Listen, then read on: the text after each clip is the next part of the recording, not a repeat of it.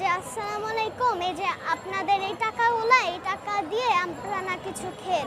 ফ্যামিলিতে মোটামুটি সবাই হজ করেছে, বাট ও ছোট মানুষ, ওকে নিয়ে এখনো যাওয়া হয় নাই। তো তখন থেকে আজকে প্রায় 3 বছর যাবত, ওর বয়স 3 বছর যাবতই ওইখানে কয়েন ফেলতো, টাকা ফেলতো, নতুন পেলে বলতো যে এটা দিয়ে আমি হজে যাব প্লেনে করে। নিজের ইচ্ছা আমাকে বলে, আমি বলি, ও যখন বলছে যে মা আমার তো কিছু নেই, আমার কাছে এই ব্যাংকটা আছে, চলো না এটা আমি দিয়ে আসি, ওই বেবিদের জন্য আমি দিয়ে আসবো। অ্যাকচুয়ালি এখন যে আমাদের দুর্যোগটা চলছে, আমরা সবাই সবার নিজ নিজ জায়গা থেকে যতটুকুনি পারছি তাদের জন্য সেটাও কম, কারণ তারা তো বন্যায় এমনভাবে কবলিত হয়েছে, তাদের সর্বস্বই চলে গিয়েছে।